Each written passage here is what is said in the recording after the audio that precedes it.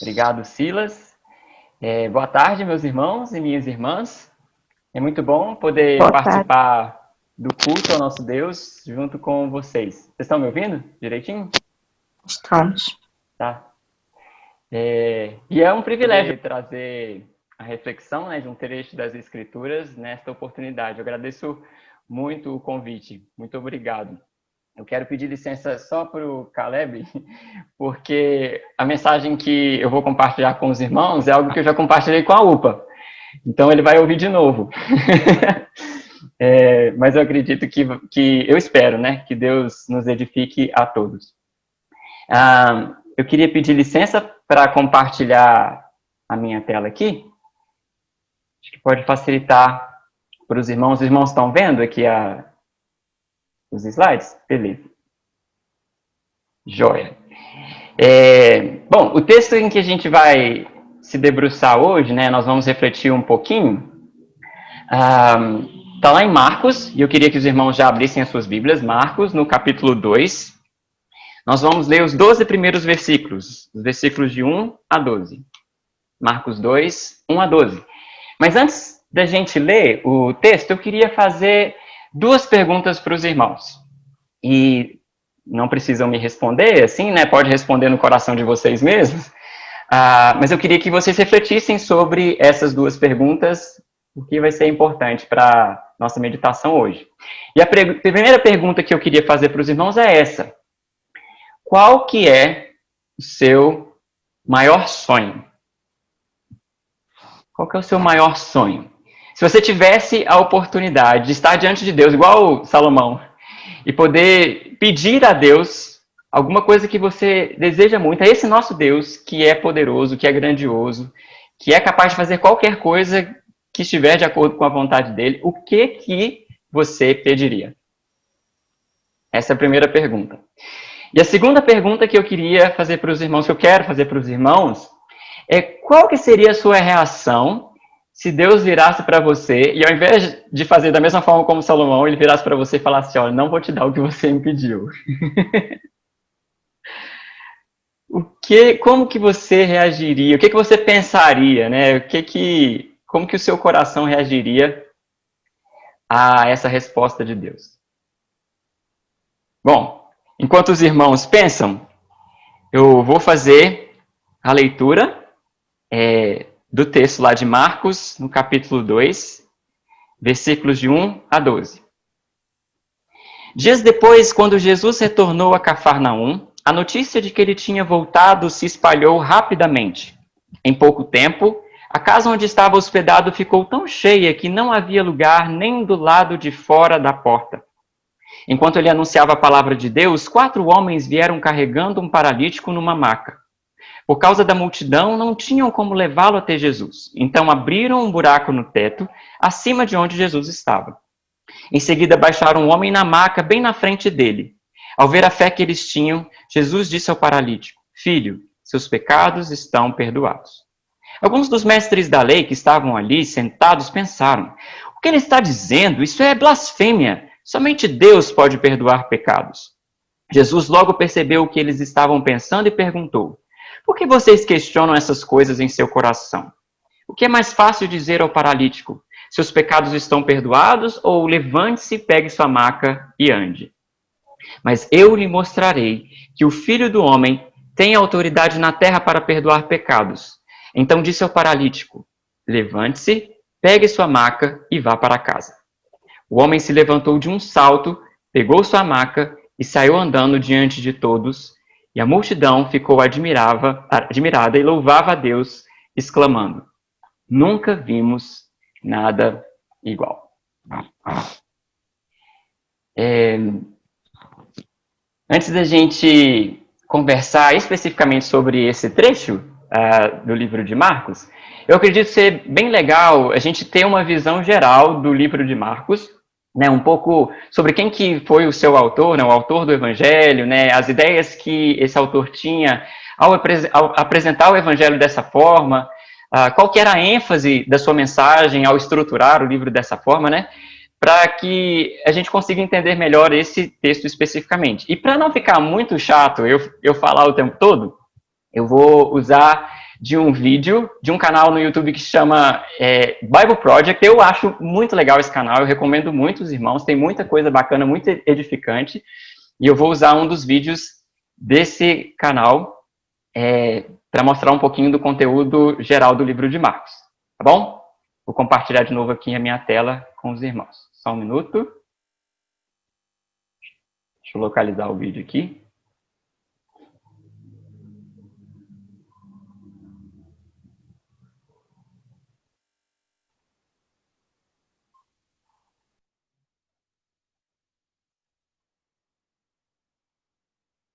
Vamos lá. The Gospel of Mark is a book in the Bible about the life of Jesus. And the earliest reliable tradition tells us that it was written by a guy named John Mark. Now, Mark didn't just grab a bunch of random stories about Jesus and throw them together. He's designed this book to address some really specific questions about whether or not Jesus was the Jewish Messiah. So let's stop right there, because that's a term a lot of people like me aren't very familiar with. Yeah, so the Messiah was a royal figure, sometimes called the Son of God, that Israel was expecting to come and set up a kingdom here on earth. And around the time of Jesus, Israel was occupied by Rome, and so many Jews were hoping that the Messiah would come and overthrow the Romans and rule as king. But Jesus didn't overthrow the Romans. In fact, he was killed by them. And that brings us to the very issues Mark is trying to get at in this book. So in the first half, he focuses on who Jesus is. Is he really the Messiah? And then in the second half, he's addressing how Jesus became the Messianic king. And then right here in the middle of the book is this pivotal story that brings the two halves together, and Jesus answers both of these questions. Okay, so let's talk about the first half of the book, who Jesus is. So Mark makes his beliefs about Jesus very clear from the first line of the book. The beginning of the good news about Jesus, the Messiah, the Son of God. One of the next stories is Jesus getting baptized, and God's voice announces from heaven, "This is my son." So it couldn't be more clear, it's presenting Jesus as the Messiah. Yes, but as you're reading through this first half of Mark, you'll notice something really interesting start to happen. Jesus is going about healing all these different people, and he's constantly telling them to keep quiet about who he is. This happens so many times in Mark's account, it's very strange. Yeah, why keep it a secret? So remember, lots of Jews had lots of different expectations about what the Messiah would be and do, and so Jesus doesn't want people to misunderstand what it means for him to be Israel's Messiah. And so with all that in mind, we come now to the pivotal story at the center of the book, where Jesus takes his disciples away and he asks them, "Who do you all say that I am?" And Peter says what everyone's been saying, "You're the Messiah, the Son of God." But then something new happens, because Jesus starts explaining to them how he's going to become the Messianic king, and it is not what they expected. He says he's going to suffer and die and rule by becoming a servant, or in his words, the Son of Man did not come to be served, but to become a servant, and to give his life as a ransom for many. Peter is startled by this and he rebukes Jesus because there's no way he's going to let Jesus die. And Jesus responds, "Get behind me, Satan," which is really intense. It really is. But it highlights how important it is for Jesus that his disciples come to understand who he really is. And so here, now in this pivotal section, Jesus tries 3 different times to have this conversation with them, and every time they respond in confusion and even fear. Okay, so this launches us into the second half of the book, where Mark addresses the question of how Jesus becomes the Messianic king. It's the last week of Jesus' life. He goes to Jerusalem, gets in conflict with the religious leaders, and gets arrested. And he's put on trial as someone who's claiming to be the king of the Jews. He's even given a crown and a purple robe like a king would get, but it is all a cruel joke. Then he's mocked and beaten and hung up on a cross where he dies. And it's here in this crucial scene that we meet a new character, A Roman soldier. who suddenly gets everything that's going on. He says, "Surely this is the Son of God." Which is crazy. It's an enemy who's first putting it all together, that Israel's Messianic king is the crucified Jesus. That's the structure of the book of Mark. But the book doesn't end with Jesus dead on the cross. No. So on the third day, some women go to visit Jesus' tomb, only to find that it's empty. And then there's this angel standing there, instructing them to go and tell this good news that Jesus is alive from the dead. But instead, they run away and they don't tell anyone because they're afraid. And that's how the book ends. Which is a really abrupt ending. Yeah, it's so abrupt that later scribes did add an ending that brings more closure to the story. And you'll find that story in your Bible with a little footnote that says it was added much later. But Mark's a brilliant storyteller, and he's intentionally ended this book abruptly. So all through the book, the disciples have been confused about Jesus' plan to give up his life, the story in the middle, and now right here at the end. It's like Mark is acknowledging just how startling this claim really is. And he wants you, the reader, to wrestle with it for yourself. Is this crucified Jesus really the Messiah that they've been waiting for?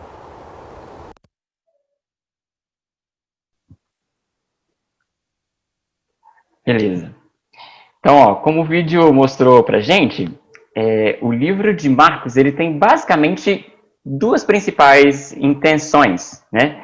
A primeira intenção é a de nos apresentar Jesus como o Messias prometido no Antigo Testamento, mas a visão correta deste Messias, né? Não como um líder político, mas como aquele que viria para solucionar o maior de todos os problemas da humanidade. Então essa é a primeira intenção, apresentar Jesus como o verdadeiro Messias. E a segunda intenção que João Marcos tinha ao estruturar o livro da forma como ele estruturou, é a de colocar o leitor do livro numa situação em que ele deveria responder a tudo que ele acabou de ler, né? Ou seja, como eu e você, nós devemos reagir a este Messias, a Jesus Cristo, que acabou de ser apresentado a nós, né? E a passagem que a gente acabou de ler, né, da cura do paralítico, ele está na primeira parte do livro de Marcos, né? Lembra que o livro ele é dividido em duas partes. Na primeira, onde ele apresenta, né, quem que Jesus é, e na outra, como que Jesus assume essa identidade como Messias, né? Se sacrificando e morrendo na cruz, né? Então, o texto em que a gente acabou de ler está na primeira parte, onde Jesus ele é apresentado, né? Qual é a identidade de Jesus. E se a gente fosse ler o primeiro capítulo, a gente perceberia Jesus sendo visto como alguém cheio de autoridade, né? Autoridade no ensino, a forma como ele falava, o que ele falava, era singular, diferente da forma como os mestres da lei apresentavam o conteúdo das Escrituras. Jesus, ele era um homem que tinha autoridade sobre os espíritos malignos, ele ordenava e os espíritos malignos obedeciam à sua ordem, né? E era um homem que tinha autoridade sobre o corpo. Ele falava aos doentes para que o corpo deles fosse curado e o corpo era curado, né? Era um homem singular, bem diferente dos mestres da lei da época, né? E aí a gente chega na passagem que a gente acabou de ler, de Marcos 2, os versículos 1 a 12. E as duas perguntas que eu fiz no início, né, da nossa mensagem, elas são bem importantes, porque elas têm a ver com o que a gente acabou de ler nessa passagem. Jesus ele estava numa casa, né, ensinando para várias pessoas, quando de repente ele é interrompido com o telhado sendo arrancado e uma pessoa, né, sendo descida na frente dele por 4 amigos. Dá para ver que os amigos eles queriam muito que o seu amigo paralítico, né, chegasse até Jesus, e eu até ouso dizer que o desejo dos amigos era uma espécie de reflexo do desejo do próprio homem, né, que estava lá na maca. O texto ele não fala, mas é inevitável pensar que o maior desejo daquele homem era passar a andar, certo?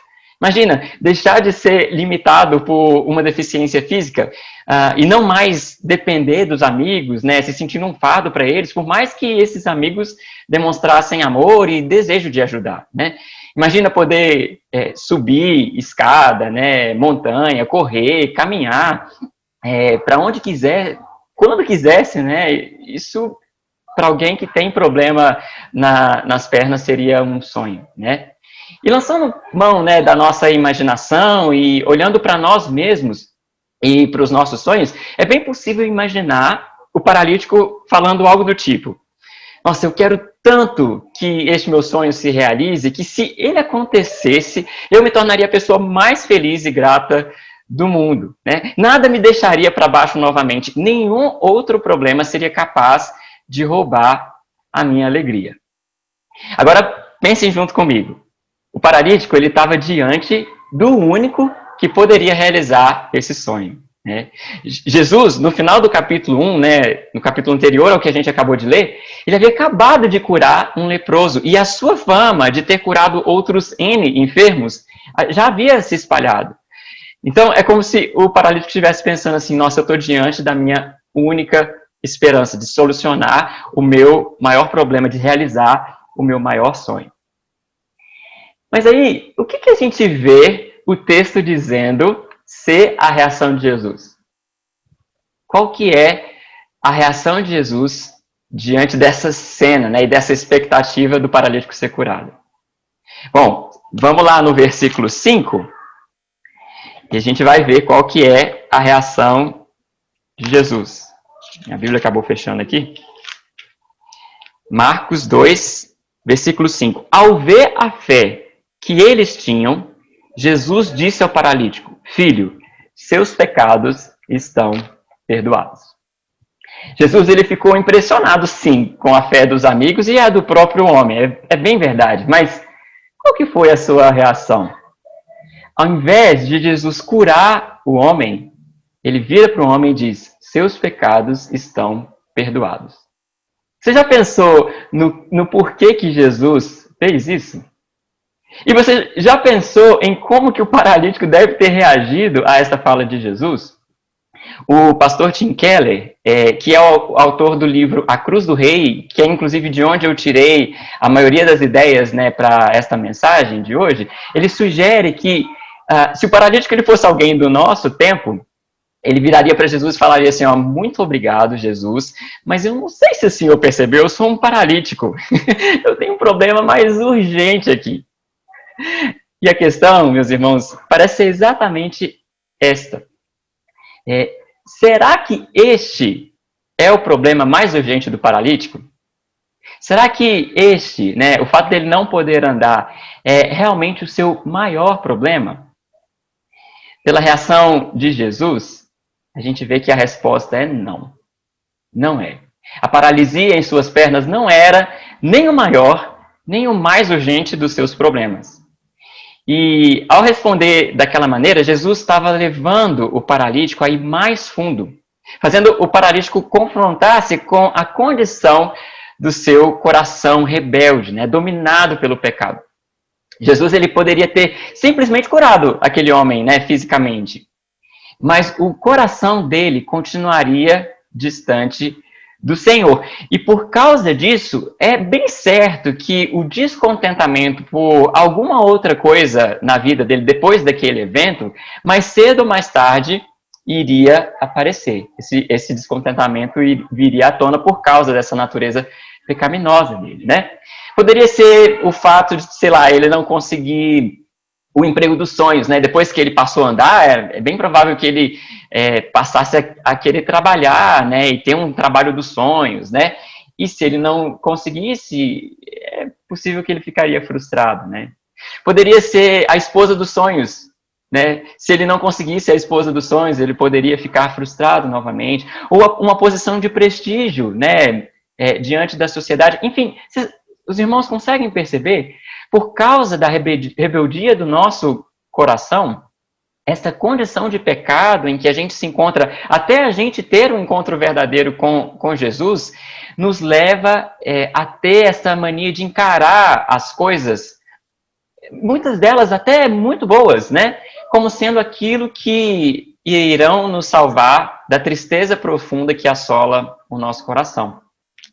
Mas o fato é que a única coisa que resolveria este nosso problema é voltarmos a ter paz com Deus. É sermos perdoados por Ele, sendo aceitos apesar da nossa rebeldia, para termos a possibilidade de sermos transformados e vivermos uma vida abundante com Ele. Então, o maior problema do paralítico não era a sua paralisia, por mais que isto pudesse ser um problema de fato a ser resolvido. Mas o seu maior problema era o seu coração rebelde contra Deus, e apenas Deus seria capaz de resolver este problema, trazendo perdão e reconciliação. Mas aqui a gente vê outra coisa curiosíssima, que espantou, inclusive, muitos dos que estavam ali presentes, principalmente os mestres da lei. O que Jesus estava querendo dizer com a frase, os teus pecados estão perdoados? Como os próprios mestres da lei disseram, só Deus pode perdoar os pecados. Será então que Jesus, aquele homem, que tinha sim autoridade, né, no ensino, autoridade sobre os espíritos malignos, autoridade sobre o corpo, mas um homem, será que esse homem ele estava assumindo que era o próprio Deus, que foi ofendido pelos pecados daquele paralítico e os pecados de toda a humanidade? Bom, a gente que conhece a história como um todo, sabe que a resposta é sim. Jesus estava assumindo que não era apenas um homem com autoridade, mas o próprio Deus. E aqui eu quero destacar algo muito, muito importante. Que Jesus tinha que ser Deus para perdoar pecados, isso é óbvio, certo? Ele é o principal ofendido na relação com o homem, e só o seu perdão seria definitivo, anulando de uma vez por todas a culpa do pecador perdoado, né? Nenhuma outra pessoa poderia perdoar a ofensa da humanidade contra Deus, exceto o próprio Deus, não é? Além disso, como a gente vê lá em Hebreus, no capítulo 7, os versículos 22 a 28, somente a natureza divina de Cristo faria com que o seu sacrifício como o sumo sacerdote supremo realizasse uma expiação perfeita e definitiva. Era necessário que ele fosse Deus para que a sua expiação fosse perfeita e definitiva, né? Outros homens haviam feito sacrifícios e esses sacrifícios não foram definitivos nem perfeitos, né? Era necessário que o próprio Deus fizesse isso. Mas será que esse Deus ele precisava mesmo se tornar homem para perdoar pecados? E a resposta é sim. Se os irmãos puderem abrir lá em Hebreus, no capítulo 2, no final do capítulo, a partir do versículo 14, a gente lê o seguinte, ó. Hebreus 2, a partir do 14. A gente lê assim, ó. Visto, portanto, que os filhos são seres humanos feitos de carne e sangue, o Filho também, o Filho de Deus, F maiúsculo, também se tornou carne e sangue, pois somente assim ele poderia morrer, e somente ao morrer destruiria o diabo que tinha o poder da morte. Só dessa maneira ele libertaria aqueles que durante toda a vida estiveram escravizados pelo medo da morte. Além disso que a gente acabou de ler, né, o autor de Hebreus destaca que a missão do Filho de Deus não era para auxiliar os anjos, mas os seres humanos. Logo, era necessário que Jesus se identificasse, que Deus se identificasse em todas as coisas com a humanidade, mas sem pecado. Para que, assim, fosse capaz de ajudar aqueles que são tentados como o misericordioso sumo sacerdote, como está lá no versículo 18. Ao se humilhar, tornando-se homem e morrendo como homem, Deus pagou um preço muito alto para que aquela frase, os teus pecados estão perdoados, pudesse ser dita ao paralítico e pudesse ser dita a nós também. Isso nos leva à resposta de Jesus ao espanto dos mestres da lei, né? Eles ficaram escandalizados e Jesus deu uma resposta a esse espanto, né? No versículo 9 de Marcos 2, a gente vê Jesus fazendo a seguinte pergunta: o que é mais fácil dizer ao paralítico, né? Seus pecados estão perdoados, ou levante-se, pegue a sua maca e ande? Essa pergunta é muito curiosa, né?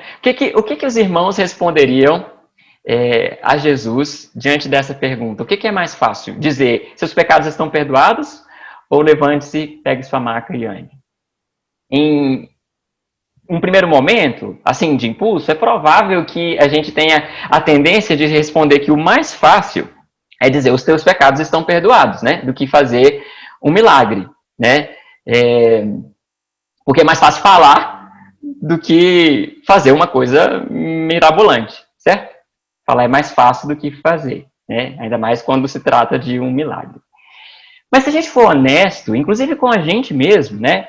A gente precisa assumir que, no fundo, é muito mais difícil perdoar alguém do que fazer um milagre. Aqui o milagre eu vou colocar entre aspas. Pensa pensa comigo, por exemplo, numa situação em que alguém em que você confia muito, né? Pode ser seu filho, filha, né? Marido, esposa, amigo, muito próximo, namorado, namorada, enfim, alguém muito próximo que você ama demais, muito chegado, pisou na bola com você, traindo sua confiança, ofendendo você publicamente, te humilhando diante das pessoas, traindo você mesmo, né, com uma outra pessoa, de tal forma a deixar uma ferida muito profunda no seu coração. Eu acredito que uma pessoa nessa condição, para uma pessoa dessa condição, seria muito mais fácil mover céus e terra para fazer uma caridade para alguém. Sei lá, tem uma catástrofe, aí ela dispõe de recursos para ir lá e ajudar as pessoas, né? Ou faz uma vaquinha e manda dinheiro para ajudar essa pessoa, sei lá, faz um milagre para ajudar pessoas em situação de vulnerabilidade. É mais fácil ela fazer isso do que ela conseguir voltar a ter um relacionamento próximo com essa pessoa que a feriu. E por que perdoar alguém é tão difícil, ou seria mais difícil do que se mover tanto para fazer um milagre na vida de uma pessoa? Porque perdoar alguém que nos ofendeu não parece justo. Porque no fim das contas, apenas eu que saio perdendo, né? A pessoa que me ofendeu, ela não é punida pelo que ela fez de errado, certo?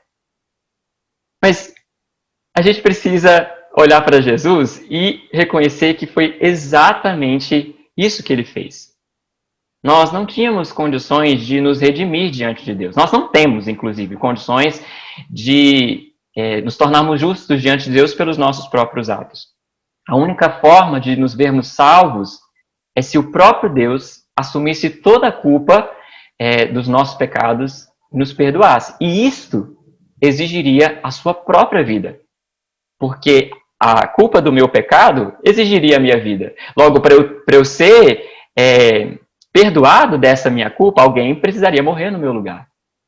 Então, em Deus me perdoando, isso exigiria a própria vida dele, né? Então, dizer os teus pecados estão perdoados seria muito mais difícil para Deus do que fazer um milagre. Mas ele topou fazer isso.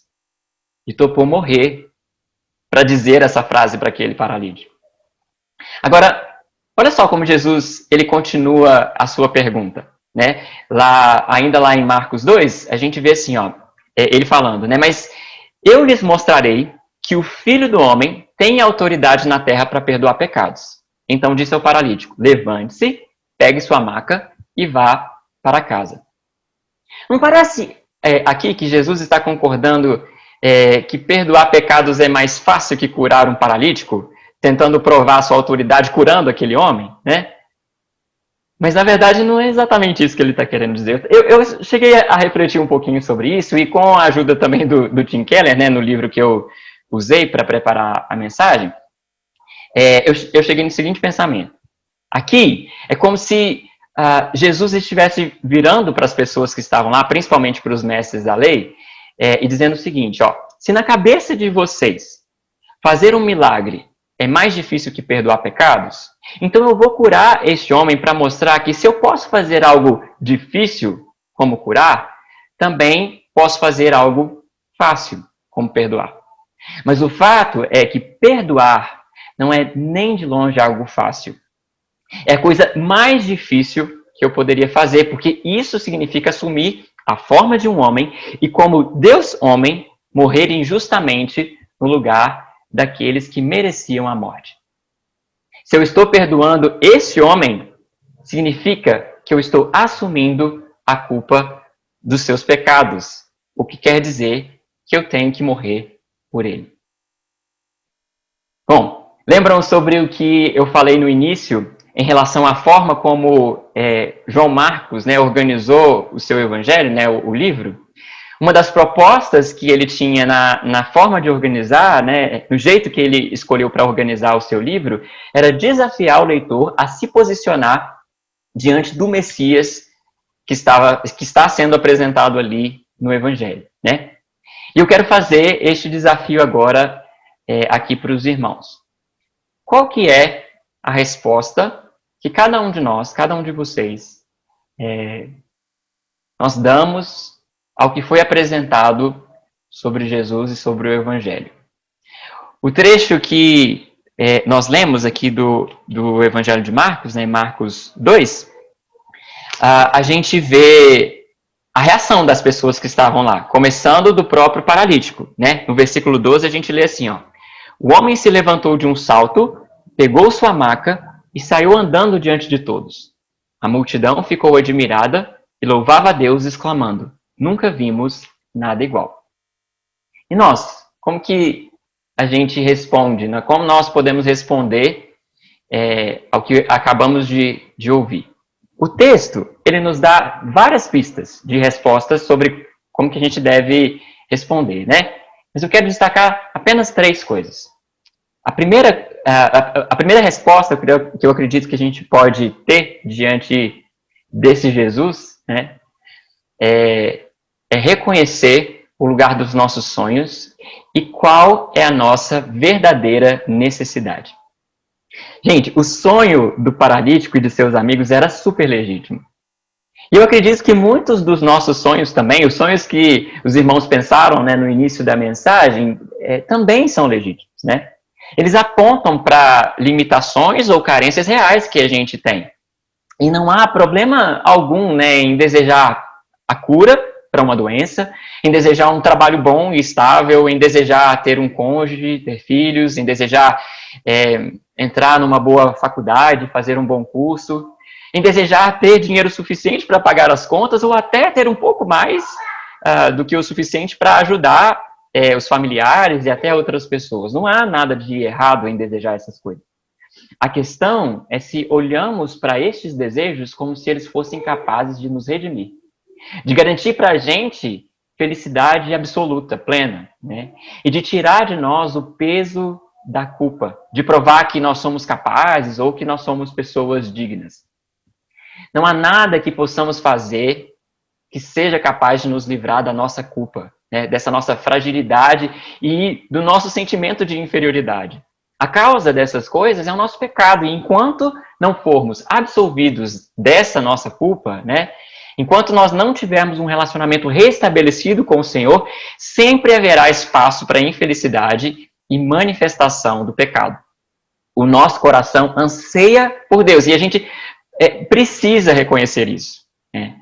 Isso, né, esse reconhecimento de que o nosso maior sonho, na verdade, por mais que tenhamos outros sonhos, é o próprio Deus, nos leva à segunda resposta, que é o reconhecer Cristo, o Deus homem, como aquele que pode dar sentido à minha existência ao me reconciliar com Deus por meio do seu sacrifício.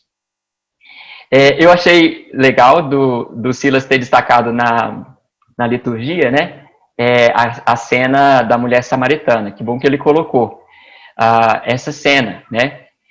Porque na passagem, o que a gente vê é uma mulher extremamente sedenta. Ela tinha uma sede profunda, a de ser amada e aceita como ela era, né? Mas ela procurava saciar essa sede, né, dela nos braços de alguns homens, né? Na verdade, de vários homens, o que levou ela a se envolver com 6 homens. Mas assim que ela se encontrou com Cristo e bebeu da água viva, né, que ele oferecia, ela foi saciada. Cristo deve ser o nosso maior amor. Por isso, nós devemos dar prioridade ao nosso relacionamento com ele todos os dias. É ele quem nos dá a paz para com Deus. E por último, a última resposta é confiar com prontidão e intensidade nas palavras de Cristo e viver uma vida de adoração e submissão a este Cristo que é Senhor e Salvador da minha vida, né? Assim como o paralítico, ele confiou plenamente na fala de Jesus e rapidamente ele se levantou, né, e passou a andar, nós devemos fazer o mesmo diante da fala de Jesus de que os nossos pecados estão perdoados e confiar plenamente na obra que ele realizou. Não é comum nós termos a sensação de que, às vezes, né, principalmente quando a gente comete algum pecado, né, a sensação de que Deus nos abandonou ou está olhando para nós meio torto, né? O que acaba nos levando a pensar que nós precisamos fazer algo além de confessar os nossos pecados, para a gente merecer o olhar gracioso de Deus, né? Mas o que a palavra de Deus nos diz é que nada pode nos separar do seu amor. Uma vez que ele decidiu nos amar, não há nada que possa impedi-lo de continuar nos amando, né? Mesmo que os nossos sentimentos pareçam dizer o contrário, né? Mesmo que a gente sinta que, nossa, Deus não está tão satisfeito comigo, né? Ele não me ama mais, ele me rejeitou. Isso não é verdade. A verdade é que, uma vez que Jesus morreu na cruz pelos nossos pecados, ele fez isso de maneira definitiva. E ele, colocando o seu selo, que é o Espírito Santo dentro de nós, ele não vai tirar esse selo, né? Isso é definitivo. E nós devemos crer e viver a partir dessa verdade. Isso não significa viver uma vida sem lutar contra o pecado, né? Nós fomos salvos do pecado para não mais viver de acordo com o pecado. Mas a gente deve viver na dependência do Senhor, certos de que, igual está lá em 1 João, capítulo 2, versículo 1, se alguém pecar, nós temos um advogado que defende a nossa causa diante do Pai, Jesus Cristo, aquele que é justo. Que Deus, através de Jesus Cristo, esse Messias, o Messias que é o Rei, que se doou, né, que se sacrificou em nosso lugar, Deus nos dê graça de desfrutar seu evangelho, dessa boa notícia plenamente. Amém? Amém. Irmãos, nós estamos chegando na reta final do nosso culto. Queria pedir ao pastor Ângelo que petrasse a bênção, e após a oração do pastor Ângelo, nós podemos abrir os microfones e saudarmos os irmãos. Que a graça de nosso Senhor Jesus Cristo, que o amor de Deus, nosso Pai, a comunhão, as consolações, o poder, a direção do Espírito Santo, seja convosco, irmãos, seja com todos nós que servimos ao Senhor e com toda a igreja de Jesus, hoje e para todos sempre. Amém.